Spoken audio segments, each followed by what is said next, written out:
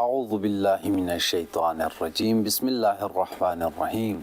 الحمد للہ رب العالمین الصلاة والسلام علی اشرف الانبیاء والمرسلین وعلى آلہ الطیبین الطاہرین لا سیما بقیت اللہ فی الارضین روحی وارواحنا للتراب مقدمہ الفدا اما بعد قال اللہ تبارک وتعالی فی کتابہ بقیت اللہ خیر لکم ان کنتم مؤمنین۔ السلام علیکم ورحمۃ اللہ وبرکاتہ۔ الحمدللہ گزشتہ ایک ماہ سے آپ ناظرین کے ساتھ واٹس ایپ گروپ کے ذریعے سے ہمارا ایک سلسلہ جڑ چکا ہے اور مسلسل دعوتوں کا یہ سلسلہ جاری و ساری ہے، اور پروردگار عالم کا شکر ادا کرتے ہیں کہ ایک کثیر تعداد میں اس مقابلے میں شرکت ہو رہی ہے۔ تقریباً 2000 سے زیادہ افراد ابھی تک ہمارے پاس رجسٹر ہو چکے ہیں، اور 2 گروپس ہمارے چل رہے ہیں جس میں تقریباً 2000 سے زیادہ شرکاء نے ابھی تک شرکت کی ہے، اور یہ دعوت کا سلسلہ الحمدللہ جاری و ساری ہے۔ منجی عالم انسٹیٹیوٹ آف اسلامک اسٹڈیز کی جانب سے آپ تمام شرکاء کا شکریہ ادا کرتے ہیں کہ آپ نے صبر کا مظاہرہ کیا اور ہمارے ساتھ ابھی تک جڑے رہیں۔ انشاءاللہ آج سے یہ ویڈیوز کا سلسلہ جاری و ساری رہے گا۔ انشاءاللہ ہم 10 یا 12 کی تعداد میں ویڈیوز آپ تک ارسال کریں گے، جس میں سے اہم نکات آپ اخذ کریں گے، اور انشاءاللہ انہی کے مطابق سوالات بنائے جائیں گے کہ جس میں سے امتحان ہوگا، اور انشاءاللہ قرعہ کشی کے ذریعے سے پھر ہم نتائج کا اعلان کریں گے، اور جو خوش نصیب ہمارے پاس انشاءاللہ اس میں کامیاب ہوں گے ان کو باقاعدہ انعامات دیے جائیں گے۔ اور یقیناً اس سے بڑھ کر انعام کیا ہوگا کہ ہم مباحث مہدوی امام مہدی صاحب العصر والزمان عجل اللہ تعالی فرجہ الشریف کی معرفت حاصل کر سکیں، ان مباحث مہدوی کے ذریعے سے امام کو جان سکیں، اور امام کے حوالے سے اگر کوئی معلومات ہم تک ملتی ہیں تو یہ سب سے بڑا انعام ہے، اور یقیناً اس سے بڑا کوئی انعام نہیں ہو سکتا۔ ناظرین محترم، الحمدللہ جس طرح سے وعدہ کیا گیا تھا کہ ویڈیوز کا سلسلہ شروع ہوگا، آج پہلی ویڈیو کے ساتھ آپ کی خدمت میں حاضر ہوا ہوں، اور جس طرح سے میں نے آپ کے سامنے آیہ مجیدہ کی تلاوت کا شرف حاصل کیا، پروردگار عالم فرما رہا ہے کہ بقیت اللہ خیر لکم ان کنتم مؤمنین، اللہ کا باقی رکھا ہوا تمہارے لیے بہترین ہے اگر تم مؤمنین میں سے ہو۔ بقیت اللہ سے مراد کیا ہے؟ کثیر اقوال پائے جاتے ہیں یہاں پر اہل تسنن اور اہل تشیع میں دیکھنے کو جب ملتا ہے، جب تفاسیر کی جانب نگاہ کی جاتی ہے تو ایک مشترک نقطے کے اوپر آ کر سب جمع ہو جاتے ہیں، اور اہل تسنن اور اہل تشیع سب ہی اسی بات کے قائل ہیں کہ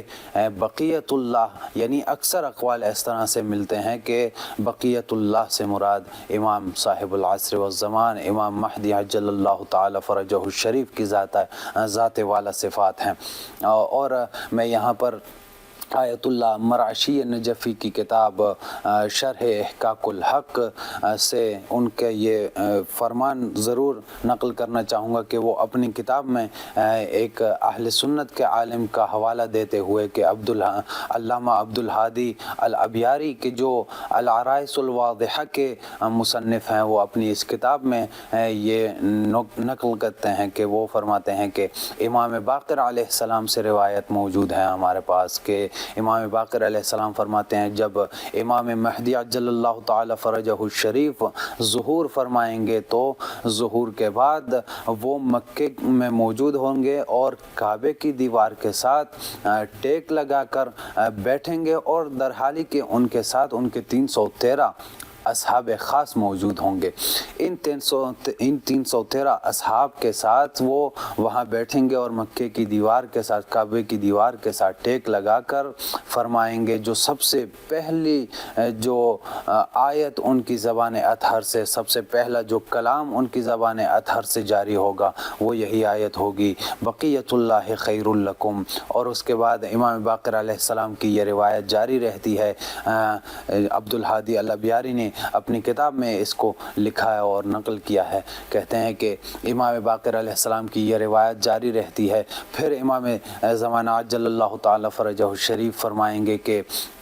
انا بقیت اللہ و خلیفتہ و حجتہ علیکم، اے لوگو سن لو کہ میں ہی بقیت اللہ العظم ہوں، میں ہی اس پروردگار عالم کا خلیفہ ہوں، اور میں ہی اس کی جانب سے تم سب کے اوپر حجت الہی ہوں۔ اور یہ روایت آگے جاری رہتی ہے، اور امام باقر علیہ السلام فرماتے ہیں کہ کوئی ایسا شخص نہ ہوگا کہ جو امام علیہ السلام کے اوپر سلام کرے مگر اس سلام کے الفاظ یہ ہوں گے کہ السلام علیک یا بقیت اللہ، یہ بقیت اللہ، اے بقیت اللہ العظم، آپ پر سلام و درود ہوں۔ پس معلوم یہ ہوا کہ بقیت اللہ جو یہاں پہ پروردگار عالم نے بقیت اللہ قرار دیا ہے، ایک شخص کو باقی رکھا ہے کہ جو سب کے لیے بہترین ہے، جس میں سب کے لیے خیر اور بھلائی ہے، جس میں سب کے لیے فلاح اور نجات ہے۔ یہاں پر امام فرماتے ہیں کہ وہ امام عجل اللہ تعالی فرجہ الشریف، امام صاحب العصر والزمان کی ذات والا صفات ہوں گے۔ پس جب یہ معلوم ہوا کہ بقیت اللہ سے مراد امام مہدی عجل اللہ تعالی فرجہ الشریف کی ذات والا صفات ہے، تو اب دیکھنا یہ ہے، اب اس سوال کی جانب بڑھنا ہے کہ آیا یہ جو منجی اور موعود کا نظریہ ہے یہ صرف ایک خاص فرقے کے ساتھ متعلق ہے، ایک فرقے کے ساتھ مختص ہے، یا ایک مذہب کے ساتھ مختص ہے، یا ایک دین خاص کے ساتھ مختص ہے، یا بلکہ یہ ایک آفاقی نظریہ ہے، ایک عمومی نظریہ ہے کہ جسے تمام انسان، جسے تمام ادیان، تمام مذاہب، تمام فرق قبول کرتے ہیں۔ تو ان سوالوں کے جوابات کے لیے گرچہ مہینوں کی تحقیق کی ضرورت ہے اور کئی مہینے اس پر تحقیق کی جا سکتی ہے، ان سوالوں کے اوپر مقالات لکھے جا سکتے ہیں، تحقیق ہو سکتی ہے، لیکن ہم اپنے ناظرین محترم کی خدمت میں اجمالی طور پر اسے بیان کرتے چلیں گے اور کوشش کریں گے کہ مفید مطالب آپ تک پہنچا سکیں۔ لیکن اس بحث میں وارد ہونے سے قبل ہمیں ایک کلی تقسیم کرنا ہوگی کہ ہمیں مہدویت کے بحث کو، اس موعود اور منجی کے بحث کو دو جہات سے دیکھنا ہوگا۔ پہلی جہت یہ ہے کہ ہم اسے ادیان ابراہیمی کے تناظر میں دیکھیں، یعنی موعود کو اور منجی کو ہم ادیان ابراہیمی کے تناظر میں دیکھیں کہ ابراہیمک ریلیجنز میں موعود کا کیا نظریہ ہے۔ ابراہیمک ریلیجن سے مراد میری یہودیت، مسیحیت اور اسلام ہے کہ جو آج کی دنیا میں ہمارے پاس یہ ادیان موجود ہیں۔ ان ادیان میں موعود کا کیا نظریہ پیش ہوا ہے، کیا تصور پیش کیا گیا ہے، اس کے اوپر بات کریں گے، اور ساتھ ہی ساتھ اگر دوسری جہت سے دیکھنا ہو تو ہم اس تقسیم میں یہ لے کر آئیں گے کہ اگر دوسری جہت سے ہم موعود اور منجی کے نظریے کو دیکھیں تو نان ابراہیمک ریلیجنز میں، غیر ادیان ابراہیمی میں موعود اور منجی کا کیا نظریہ ہے۔ مثلا زرتشتیت میں موعود کو کس طرح سے دیکھا گیا ہے، کس طرح سے بیان کیا گیا ہے، ہندوازم میں کس طرح سے موعود کو بیان کیا گیا ہے، بدھزم میں کس طرح سے موعود اور منجی کو بیان کیا گیا ہے۔ تو ان تمام مطالب کو بیان کرنے کے لیے گرچہ بہت زیادہ وقت چاہیے، لیکن ہم اجمالی طور پر ایک ایک عنوان کو بیان کرتے جائیں گے انشاءاللہ۔ اگر فرصت ہوئی تو تمام تر ان ادیان کا ایک سرسری جائزہ لیا جائے گا اور آپ کی خدمت میں ان تمام مطالب کو بیان کیا جائے گا۔ تو ہم بڑھتے ہیں اپنے پہلے قدم کی جانب کہ ہم پہلا قدم اگر اٹھائیں تو ادیان ابراہیمی کے تناظر میں اگر ہم دیکھنا چاہیں تو ہمیں یہودیت سے ابتدا کرنا ہوگی کہ یہودیت میں کون سے ایسے اشارے ملتے ہیں، کون سے ایسی عبارات ہیں ان کی کتابوں میں کہ جسے ہمیں یہ معلوم ہوتا ہے کہ وہ موعود کے منتظر ہیں۔ تو جس طرح سے قرآن میں یہ صریح عبارات ہمیں ملتی ہیں کہ ایک زمانہ ایسا ہوگا کہ پروردگار کی یہ روئے زمین ظلم اور جبر سے بھر جائے گی، ظلم اور استبداد کا دور ہوگا۔ جس طرح سے یہ زمین ظلم اور جور سے بھر جائے گی، بالکل اسی طرح سے ایک منجی آئے گا کہ جو اس زمین کو، روئے زمین کو عدل اور ستد سے بھر دے گا۔ اور اس کی صریح آیات ہمارے پاس موجود ہیں۔ خود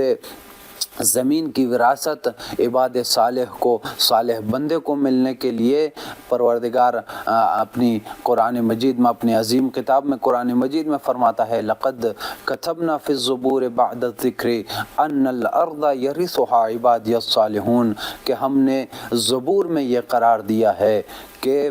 اس زمین کے وارث حقیقی جو ہوں گے وہ میرے عباد صالح، یعنی میرے صالح بندوں نے اس زمین کی وراثت کو اپنے ذمے لینا ہے اور یہ وراثت ان تک پہنچنی ہے۔ بس ایک جانب قرآن کو دیکھا جائے تو دوسری جانب ہم اگر آتے ہیں اولڈ ٹیسٹمنٹ میں دیکھتے ہیں، عہد عتیق میں مزامیر داؤد میں اگر دیکھا جائے تو مزمور نمبر 37 میں بعینی ہی تو نہیں لیکن اس کے قریب ہمیں عبارت ملتی ہے کہ جہاں پر کہا گیا ہے کہ چونکہ شریر افراد منقطع ہو جائیں گے اور خداوند پر بھروسہ کرنے والے اور خداوند کے منتظر رہنے والے افراد اس زمین کے وارث ٹھہریں گے، یعنی وہاں پر الصالحون کی صفت ہے، یہاں پر متوکلون کی صفت لے کر آئے ہیں کہ متوکل اور پروردگار پر بھروسہ کرنے والے افراد اس زمین کے وارث ٹھہریں گے۔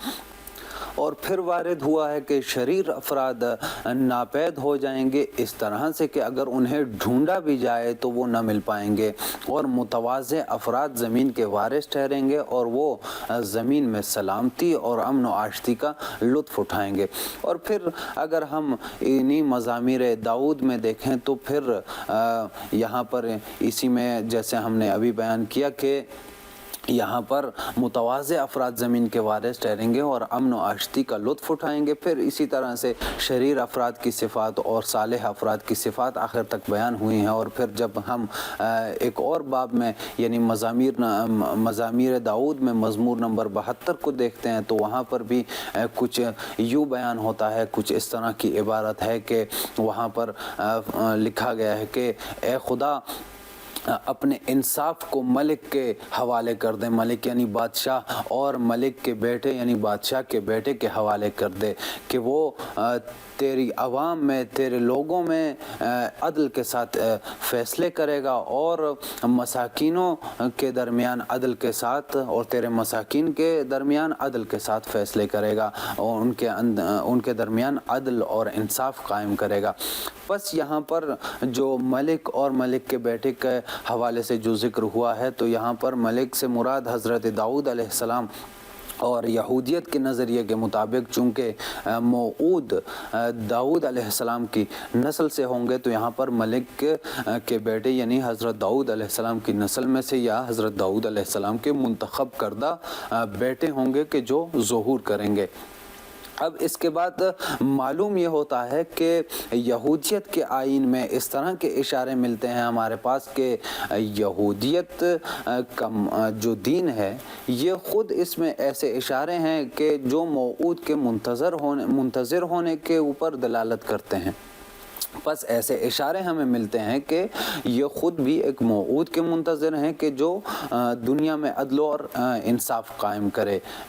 اب یہ دیکھنا ہے کہ یہودیت کے آئین میں اس موعود کو کیا نام دیا گیا ہے۔ تو یہودیت کے آئین میں جس موعود کا انتظار کیا جا رہا ہے اسے ماشیح یعنی مسح شدہ اگر انگلش میں کہیں تو مسایہ کے نام سے جانا جاتا ہے، یعنی یہ ایک ماشیح کا اور ایک مسیحا کا انتظار کر رہے ہیں کہ جس نے آنا ہے اور انہیں ظالم اور جابر حکمرانوں کے چنگل سے اور ان کی سلطنت سے نجات دلانی ہے اور عدل اور ستد زمین کے اوپر قائم کرنی ہے۔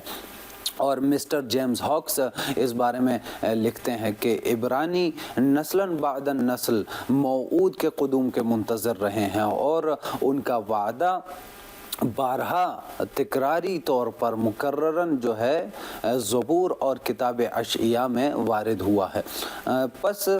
اس سے یہ معلوم ہوا کہ یہودیت بھی ایک موعود کے منتظر ہیں، اور اس موعود کو کس کی نسل سے ہونا ہے تو یہودیت کے آئین میں یہ بات آتی ہے کہ یہ حضرت داؤد علیہ السلام کی نسل سے ہوں گے، یا خود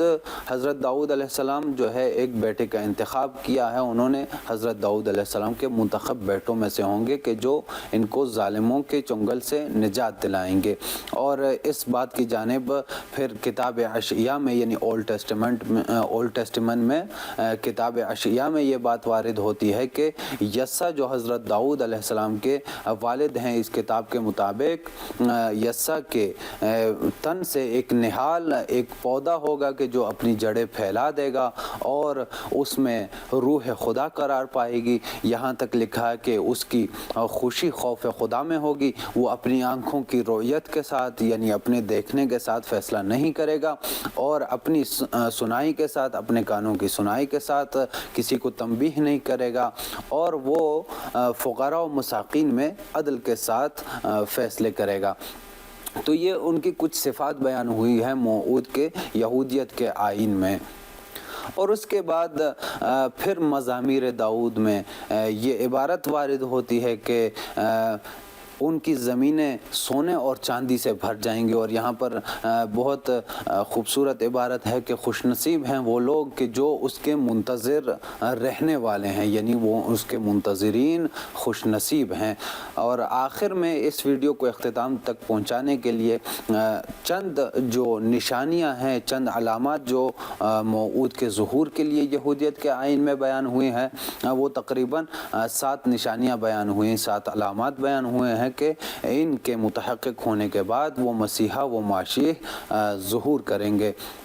جو کہ ترتیب وار ہم آپ کی خدمت میں بیان کرتے چلیں گے۔ کہ سب سے پہلی جو نشانی بیان کرتے ہیں وہ یہ ہے کہ تمام کے تمام جو 10 اسباط ہیں، یعنی وہ 10 قبیلے جو یہودیوں کے ہیں، وہ اجتماع کریں گے اور بیت داؤد کی حکومت کے آگے متواضع ہو جائیں گے اور ان کی حکومت کو قبول کر لیں گے۔ دوسری نشانی جو بیان کرتے ہیں وہ یہ ہے کہ یاجوج اور ماجوج کو شکست ہوگی۔ تیسری نشانی یہ بیان کرتے ہیں کہ مصر کی وادی خشک ہو جائے گی، اور چوتھی نشانی کچھ یوں بیان کرتے ہیں کہ یروشلم اور بیت المقدس سے گوارا اور میٹھا پانی نکل آئے گا۔ پانچویں نشانی یہ بیان ہوتی ہے کہ تقریباً 10 افراد مختلف قبائل میں سے ایک یہودی کے لباس کے ساتھ لپٹیں گے اور وہ اس سے التماس کریں گے کہ ان 10 افراد کو اپنے ساتھ رکھیں، کیونکہ انہوں نے یہ سنا ہوگا کہ خدا یہودیوں کے ساتھ ہے۔ ایک اور جو نشانی بیان کی جاتی ہے وہ یہ ہے کہ کوہ زیتون جو یروشلم میں ہے اس میں دراڑ پڑ جائے گا، اس میں شکاف پڑ جائے گا۔ اور ایک اور نشانی جو آخر میں بیان کرتے ہیں وہ یہ ہے کہ روئے زمین پر تمام شریر افراد نابود ہو جائیں گے۔ شریر افراد سے ان کی مراد دیگر ادیان کے لوگ ہیں، چونکہ یہ صرف اپنے دین کو ہی حق مانتے ہیں اور یہ صالح بندوں میں خود کو شمار کرتے ہیں کہ مسیحا اور ماشیح تب تک ظہور نہیں کریں گے جب تک ان شریر افراد کا خاتمہ نہ ہو جائے۔ یقیناً ان تمام نظریات میں ہم اختلاف رائے رکھ سکتے ہیں، اور ان کا بیان کرنے کا مقصد بھی ہرگز یہ نہیں ہے کہ ہم ان پر 100% ایمان لے آئیں یا ہم ان کی تبلیغ کرنا چاہتے ہیں، نہیں، بلکہ ہمیں ایک سرسری ایک جائزہ لینا ہے کہ یہودیت کے آئین میں بھی ایک موعود کا انتظار کیا جا رہا ہے۔ اب اس کے انطباق میں ہمارے اختلاف ہو سکتا ہے، ہمارے اختلاف رائے رکھ سکتے ہیں ہم کہ کس کے اوپر ہمیں منطبق کرنا ہے۔ اسلام میں موعود کا ایک نظریہ ہے، یہودیت میں موعود کا کچھ اور نظریہ ہوگا، لیکن جو قدر مشترک ہے اور تمام ادیان میں ایک مشترک بات ہے وہ یہ ہے کہ ایک موعود کا انتظار ہو رہا ہے کہ جس نے آنا ہے اور اس نے روئے زمین کو عدل سے بھر دینا ہے اور عدل کی حکمرانی برپا اور قائم کرنی ہے۔ تو ناظرین محترم، آج کی ویڈیو کو یہیں پر ختم کرتے ہیں، اور اس دعا کے ساتھ کہ پروردگار عالم ہمیں امام مہدی صاحب العصر والزمان عجل اللہ تعالی فرجہ الشریف کے حقیقی اعوان و ناصرین میں شمار فرمائے اور ان کی معرفت اور ان کو جاننے کی ہمیں توفیق عنایت فرمائے۔ اسی دعا کے ساتھ آپ سے اجازت چاہتے ہیں۔ اللہ نگہبان۔